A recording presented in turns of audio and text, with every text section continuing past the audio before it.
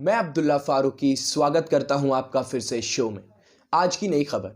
भारत द्वारा कोरोना टीकाकरण अभियान के 1 वर्ष पूरा होने के उपलक्ष्य में रविवार को प्रधानमंत्री नरेंद्र मोदी ने कहा कि टीकाकरण अभियान ने कोरोना के खिलाफ लड़ाई में देश की ताकत बढ़ाई है। प्रधानमंत्री ने कहा कि टीकाकरण अभियान से लोगों की जान बचाने और आजीविका की रक्षा करने में मदद मिली है। उन्होंने ट्वीट कर कहा कि आज हम वैक्सीन ड्राइव के 1 वर्ष को पूरा कर चुके हैं। मैं टीकाकरण अभियान से जुड़े प्रत्येक व्यक्ति को सलाम करता हूं। हमारे टीकाकरण कार्यक्रम ने कोरोना के खिलाफ लड़ाई में बहुत ताकत जोड़ी है। इससे लोगों की जान बची है और इस प्रकार आजीविका की रक्षा हुई है। भारत का कुल कोरोना टीकाकरण कवरेज 1 वर्ष की अवधि में 156.76 करोड़ से अधिक। देश में बीते वर्ष 16 जनवरी से ये राष्ट्रव्यापी अभियान शुरू हुआ था। शुरुआत में स्वास्थ्य कर्मियों टीके लगाए गए थे, फिर इसे फ्रंटलाइन वर्कर्स को लगाया गया था। इसके बाद 60 वर्ष से अधिक आयु के लोगों और 45 वर्ष से अधिक उम्र के लोगों को करें कोरोना की। इस समय कोरोना की तीसरी लहर की मार झेल रही दिल्ली के स्वास्थ्य मंत्री सत्येंद्र जैन ने कहा कि पिछले 2 दिन से लगातार दिल्ली में कम कोरोना केस दर्ज हो रहे हैं। दिल्ली में आज 17,000 तक मामले दर्ज हो सकते हैं, जबकि संक्रमण दर 30% से कम दर्ज होगी। स्वास्थ्य मंत्री ने कहा कि कुछ दिन तक स्थिति का आकलन किया जाएगा। ऐसा ना हो कि ये अस्थायी तौर पर मामले घट रहे हों। उन्होंने कहा कि टेस्ट कम होने से केस कम दर्ज नहीं होते हैं। जिस व्यक्ति को हल्का लक्षण है या हाई रिस्क कॉन्टैक्ट है तो ऐसे व्यक्ति टेस्ट ज़रूर करवाते हैं। जैन ने कहा कि कई ज़िलों में देखने मिला है कि कम टेस्ट होने से उसके बाद वहाँ पॉजिटिविटी रेट डबल हो गया है।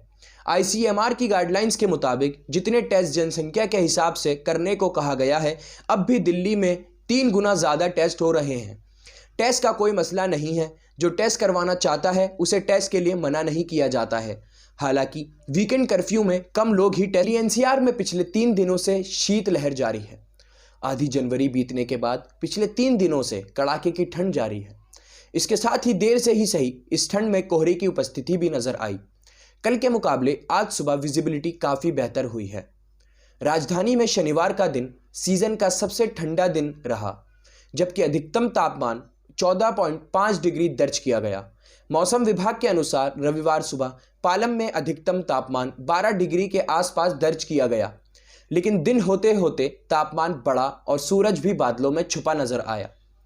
राजधानी दिल्ली के साथ ही उत्तर प्रदेश, राजस्थान और पंजाब में भी इसी तरह मौसम ठंडा बना हुआ है। उत्तर भारत में मौसम विभाग के अनुसार बादल काफ़ी नीचे है। पिछले 4 दिन से घना पार्टी के वरिष्ठ नेता और रामपुर सांसद आजम खान के पुत्र अब्दुल्ला आजम 23 माह की जेल काटने के बाद रिहा होकर अपने गृह जनपद रामपुर पहुंचे। वहां घर से चंद कदम के फासले पर भारी पुलिस फोर्स ने उन्हें रुकने का इशारा किया, जिस पर वह पुलिस पर तंज कसने से नहीं चूके। इसके अलावा उन्होंने मीडिया के सवालों का भी जवाब दिया। अब्दुल्ला की रिहाई के बाद घर वापसी पर उनके घर को रंगीन लाइटों से सजाया गया था। अब्दुल्ला आजम ने रामपुर पहुंचकर उनके घर के निकट तैनात पुलिस फोर्स को देखकर कुछ इस तरह कहा, घर पर कोई नहीं आएगा, इतना अन्याय ना करो, ऐसा अन्याय ना करो, किसी के घर पर कोई ना आए, यह है लोकतंत्र, घर पर लोग नहीं आ सकते।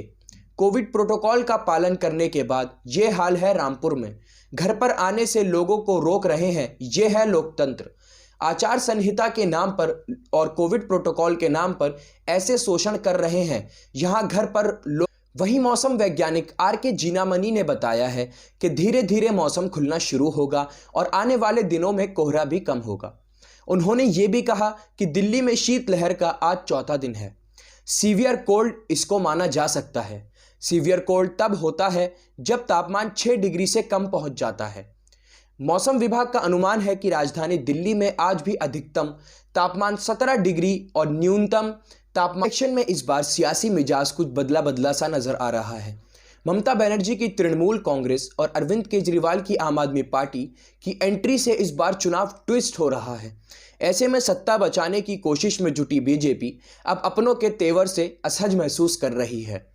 दरअसल दिवंगत मुख्यमंत्री मनोहर पर्रिकर के बेटे उत्पल पर्रिकर भी इस बार चुनाव लड़ने के मूड में हैं और चर्चा है कि बीजेपी उन्हें टिकट देने से मना कर रही है।